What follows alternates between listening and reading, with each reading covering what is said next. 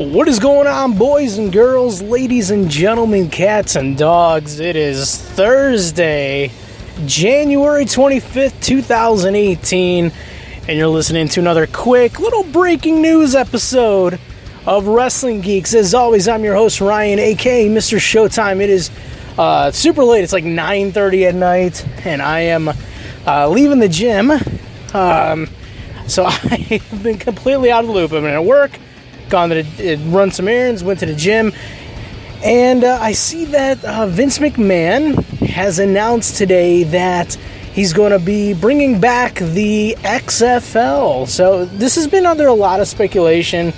The fact that they've recently done the 30 for 30, this is the XFL, which is a great documentary. 30 for 30 at ESPN, they always do an excellent job with those documentaries, but there's been some rumors that Vince is thinking about dabbling in the football business again, or the something outside of professional wrestling and sports entertainment.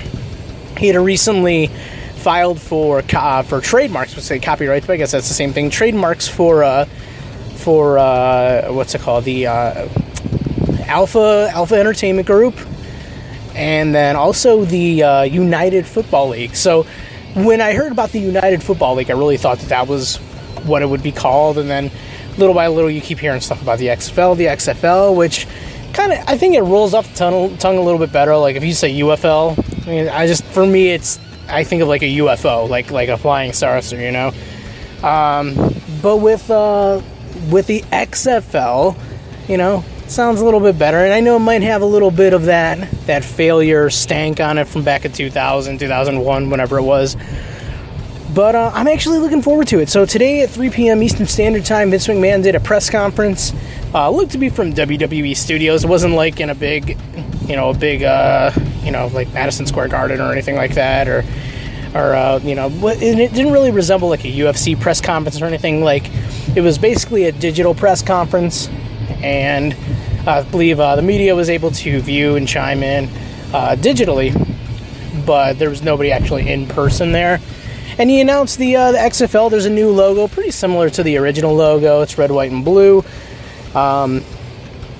He says that it's going to have no ties to the WWE. It's going to be something completely separate, which honestly I think is a good thing. You know, I think that when the XFL came out back in the early 2000s, it relied so much on the WWF personalities. Like, literally, you had The Rock coming out there and cutting a promo before the first game. You had Vince McMahon cutting a promo. You had your commentators were Jim Ross, Jerry the King Lawler, and Jesse Ventura.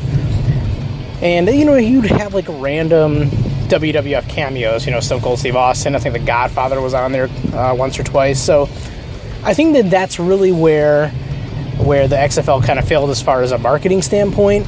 Of course, this was around when I was a kid, so I mean, what do I know now? What did I know then, really? But the other thing too is just the quality of the football wasn't great. And from what my understanding is that the original XFL kind of came out of nowhere, as where this one, it's 2018, they're looking to launch in 2020. So it looks like Vince McMahon, Alpha Entertainment, they're going to be taking their time with setting this up.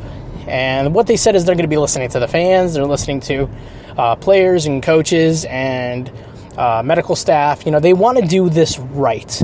And the one thing that he says is, you know, the integrity of the human being is also the integrity of the player.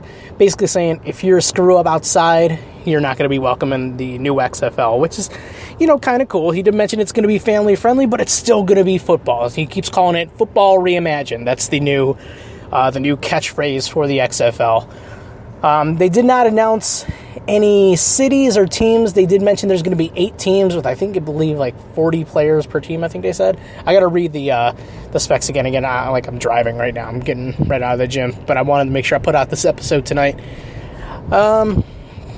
They did say that they do want to try to have some of the cities for their teams be cities that already have NFL teams, to hopefully possibly get some type of partnership where they can use the fields and the arenas during the off season. They're also talking about possibly using baseball fields too.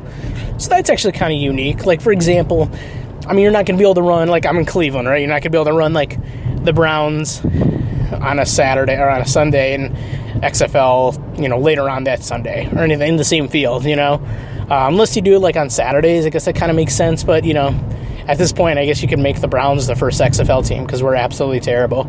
I'll be the first to admit that. A couple other things they said. Let's see. I think I'm just forgetting a lot of it. I'm sorry. I watched the press conference really quick at the gym. It was maybe like a 15-20 minute press conference at that. And it was just pretty interesting, And the one thing Vince McMahon said, somebody asked him if he was going to be a on-screen authority figure, on-screen figure at all, and he was quick to say absolutely not. And he said that today was his first and last public appearance about the XFL. That was going to be it. He was going to be strictly behind the scenes. They're going to hire an actual president and chairman and all that stuff of the XFL. So it's kind of like he's the money backer, and it's kind of like his baby, but he's going to step away and let other people take the reins on that, which is, I think, kind of smart. That way you can let XFL have its own identity. You don't automatically associate it with Vince McMahon. You don't automatically associate it with WWE, professional wrestling, anything like that, which I think at first is going to be kind of tough. That people are going to do that. First of all, they're going to compare it to the original XFL, and then they're also going to compare it. It's always going to have that tie to professional wrestling, but I think if it lasts more than one season, like the last time, we can go ahead and it'll become its own thing, its own identity. But this is kind of a tough venture, obviously we know from before, but even trying to make secondary leagues in professional sports, like you saw I think it was Ice Cube's 3-on-3 league, which I think is still going on, but it didn't really go over that well, at least, to my knowledge. There's not like an extreme baseball league or anything like that. And, if anything, there's arena football, which, it's not very popular at all. In fact, a lot of times I get free tickets to go see the Cleveland Gladiators. But right now, the Gladiators aren't around until 2020 because they're doing renovations on our arena. So, I guess we'll see what happens with the XFL. I'm really excited. I know it's 2 years away, but I think if they take their time and they develop, the teams and the franchises and the league itself as far as the rules go. First of all, don't do the dumb scramble things. Too many people got hurt. Keep it closer to like traditional NFL rules, but maybe a little bit more lax. And that's really all I got. I mean, I think I'm gonna be a fan of the XFL this time. And as I wasn't not a fan before, but I was really too young to really get into it then. So that's it. Vince McMahon bringing back the XFL. Let me know what you guys think. Hit us up on Twitter at Wrestling Geeks, and let us know. Later.